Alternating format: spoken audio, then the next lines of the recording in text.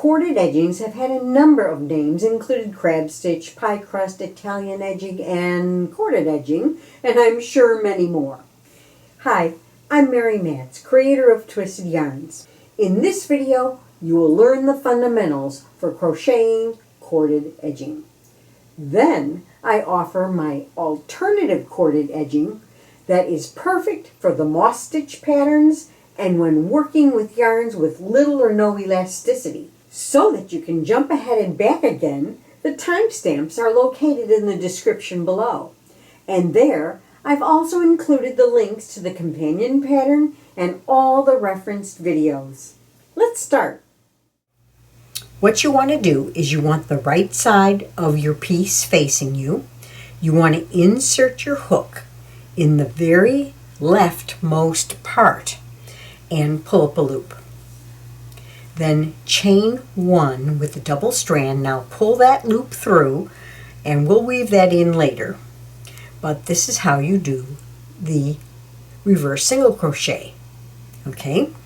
You insert the hook in the very same stitch, pull up a loop, and yarn over and pull through two. Now, you're going to work from the left to the right, which is kind of different.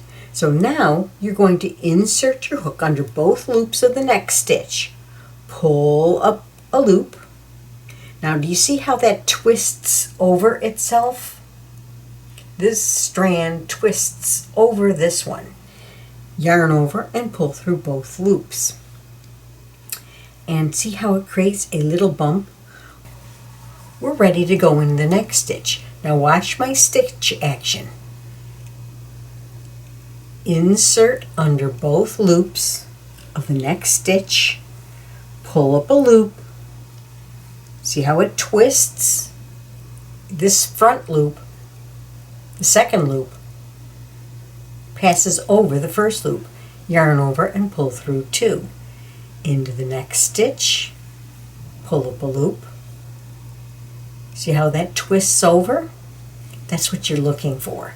Now, when this lays down, it looks like that. It is just technically a reverse single crochet. So I just worked this particular reverse single crochet. Now, if you notice, this is the last one on the Afghan edge. So I'm coming as if I was going all the way around. Now, this one has a chain in it. So let's show you how to do it. So you insert the hook, pull up a loop, just like before, and complete that. You just finished the last one. Now, in the first one, it just has a chain in it. So what you want to do is you want to insert in that stitch, pull up a loop, yarn over and pull through two. We can end off. And this one will lay across that attaching chain. This is where you stitch it down. Now you're going to stitch into the next one because you want this little bump to lay over that chain, that attachment chain. Okay? So, and this is important because if you can't make this disguised, it will not look professional. All right, so bring that one, and I'm going under both loops. Can you see that? Of the stitch, and I'm bringing it down. Once you've done that, you're going to fold it to the front, and you're going to stitch under and bury your yarn under the corded edging. And do you see how that looks? You cannot tell where I started or ended that, but I just wanted you to see that. Now, the reason this curves up and down is because this stitch pattern curves up and down. That's what makes this the perfect edging for the mermaid ripple blanket. It's narrow and it's about twice as thick. Lovely. This edge is nice and neat and clean as it is. So I would end my corded edge right at the end of that row. So you work the single crochet in the last stitch along this edge, and you cut your yarn and weave that end in. Pull it through and just weave it in. If you need to put an edge all the way around, depending on the stitch pattern, you may wish to add a base row of single crochet first. Then it's prepared to do the reverse single crochet. There's the first stitch of the corner. Here's the second stitch. Here's the second stitch of the corner.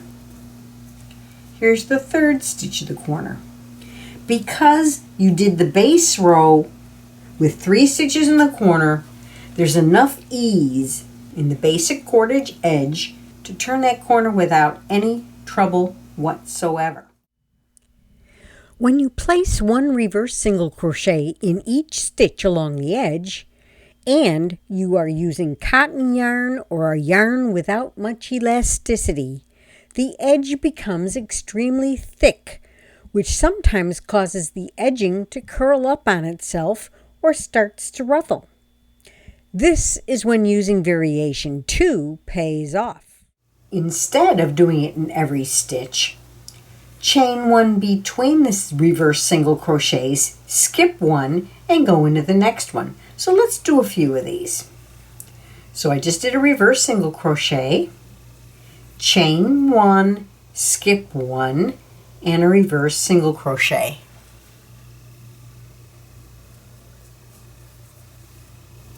Chain 1, skip 1, and a reverse single crochet. Chain 1, skip 1, a reverse single crochet. When you get to a corner with this variation, you're going to have to do it a little differently. You want to identify the 3 stitches in the corner, and that's the center one. Okay? So what we're going to do is we're going to place a single crochet, skip 1, and place the reverse single crochet in that stitch, chain 1, skip 1, and this happens to fall right into the corner, which is really nice. But you're going to do this corner a little differently. You're going to pull up the loop and do the reverse single crochet, chain 1, but don't skip 1. Just work in one of the 2 depending how it falls. So pull up the loop, reverse single crochet, chain 1. Now start down the other side with a skip 1 and a reverse single crochet, chain 1.